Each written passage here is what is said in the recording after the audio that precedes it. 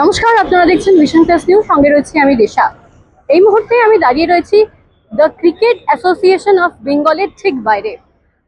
কিছুক্ষণ আগে এখানে উপস্থিত হয়েছেন কলকাতার নবনিযুক্ত সিপি সুপ্রতিম সরকার এবং আগামীকাল এখানে একটি আইসিসি মেন্স টি20 ওয়ার্ল্ড কাপ এর একটি খেলা আয়োজন করা হয়েছে এবং সেই খেলা হবে ওয়েস্ট ইন্ডিজ এবং স্কটল্যান্ডের মধ্যে।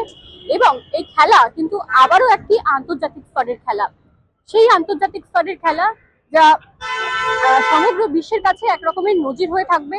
সেই ঘটনাস্থলই কিন্তু পরিদর্শন করতে আজকে এখানে উপস্থিত হয়েছেন কলকাতার সিপি সুপ্রতিম সরকার। কিছুদিন আগে এই কলকাতার বুকেই কিন্তু এসেছিল আরেকটি আন্তর্জাতিক স্তরের খেলোয়াড় মেসি। সেই মেসি কাণ্ডের ঘটনা এখনো কিন্তু কলকাতার বুকে দগদগ করছে। সেই ঘটনা মিটতে না মিটতে কিছুদিন যেতে না যেতেই আবারও একটা আন্তর্জাতিক স্তরের খেলার আয়োজন করা হয়েছে এই কলকাতারই বুকে। আগেরবার আমরা দেখেছিলাম যে মেসি আসার আগে তার ভক্ত এবং সর্বোপরি যে ফুটবল প্রেমী বা খেলা প্রেমী মানুষের মধ্যে কিন্তু তাকে নিয়ে একটি উৎসাহ এবং উদ্দীপনা বিরাজ করছিল। কিন্তু ঘটনার দিন ঘটে গিয়েছিল চরম এক অরাজকতার পরিস্থিতি, যাকে নিয়ে কিন্তু বঙ্গভূমি বেশ কিছুদিন ধরে একেবারে উত্তপ্ত ছিল এবং তার রেশ আজও কিন্তু রয়ে গিয়েছে।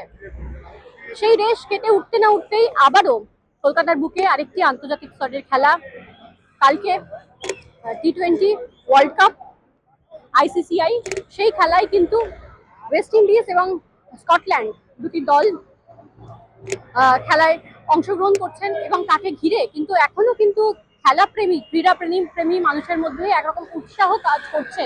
কিন্তু আগে আমরা দেখেছিলাম সেই ঘটনা কিন্তু আবারও স্মরণ করিয়ে দিচ্ছে যে এবারও কি সেই একই অরাজকতার পরিস্থিতির সৃষ্টি হবে, আবারও কি কোনো ব্যাঘাত ঘটতে পারে বা প্রশাসনিক কোনো গাফিলতি ঘটতে পারে। আগে সেই প্রশাসনিক গাফিলতির কথা ক্রীড়াপ্রেমী মানুষের মধ্যে কিন্তু এখনো বিরাজ করছে। তারা কিন্তু বারংবার প্রশাসনকে দায়ী করেছিলেন এবং প্রশাসনের যে বড় বড় নেতৃত্ব তাদেরকে দায়ী করেছিলেন, যেহেতু ক্যামেরা বন্দী হয়েছিল সেই সমস্ত রাজনৈতিক মহলের বেশ কিছু মুখ।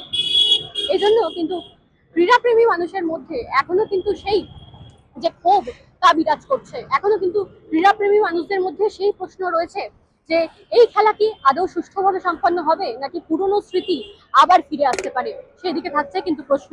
ক্যামেরায় হিমাদ্রি ব্যানার্জির সাথে দিশা মুখোর্জীর report, vision plus news, Kolkata.